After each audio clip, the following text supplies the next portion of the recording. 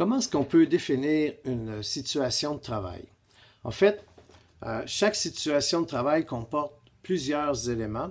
et l'Association Santé-Sécurité du Travail, secteur des affaires sociales, l'ASTSAS, dans les années 80, a élaboré une vision des éléments qui se retrouvent dans chaque situation de travail. En fait, chaque situation de travail est unique, mais on peut identifier un ensemble d'éléments qui sont communs à toutes les situations de travail. Et ces éléments-là, en fait, qui sont au nombre de 6, si on les regroupe en une phrase, en une définition, bien, ça pourrait donner quelque chose qui pourrait ressembler à cela. Une situation de travail, ce sont des personnes qui effectuent des tâches avec des équipements dans un environnement et un temps donné, et tout cela à l'intérieur de pratiques organisationnelles. Et cette définition-là, en fait, l'Association Santé-Sécurité du Travail, secteur affaires sociales, en a fait comme une approche globale, une sorte de vision, une sorte de philosophie de base pour analyser les situations de travail qu'on retrouve en milieu de soins. Même si cette définition-là, en fait, s'applique à tous les milieux de travail, peu importe le travail que l'on fait. Pensez à un travail, par exemple, en restauration. On a des personnes, des serveurs, des serveuses, des cuisiniers qui effectuent des tâches pour une clientèle, préparer la nourriture, donner la nourriture, servir la nourriture au client, dans des environnements avec des équipements. Donc, la salle à dîner, la cuisine, le comptoir-caisse sont tous des environnements où il y a des équipements, le four, la caisse pour payer les factures, donc les tables, les chaises, les ustensiles de la vaisselle, et tout cela dans un temps donné, donc au moment où le client se présente au restaurant pour manger, à l'intérieur de pratiques organisationnelles qui peuvent aller des décisions du propriétaire du restaurant d'établir un tel menu plutôt qu'un autre,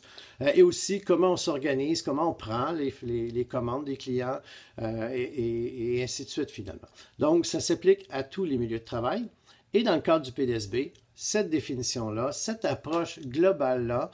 cette vision d'une situation de travail est la base, en fait, pour pouvoir bien comprendre tous les éléments qui sont en jeu dans une situation de travail.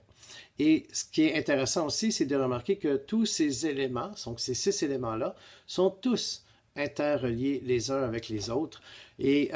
ils peuvent avoir une influence les uns sur les autres également, tant et si bien que si on modifie un simple aspect d'une situation de travail, ça peut avoir des répercussions sur l'ensemble de la situation de travail. Par exemple, modifier simplement le moment où on donne le bain à un client, raccourcissez le temps de moitié, ça va avoir des répercussions sur la sécurité des employés, de la clientèle aussi, qui risque peut-être de se dépêcher, de vouloir faire trop vite, et il peut y arriver des accidents. Donc, juste pour montrer comment un élément modifié peut apporter des répercussions sur d'autres aspects de la situation de travail. Et en fait, dans ces capsules vidéo-là, donc les autres qui vont suivre également, ce qu'on va essayer de faire ensemble, c'est de définir chacun des 6 éléments et voir quels sont tous les sous-éléments, en fait, qui sont impliqués sous l'aspect personne, sous l'aspect tâche, sous l'aspect environnement, équipement, temps et pratique organisationnelle aussi. Alors, au-delà de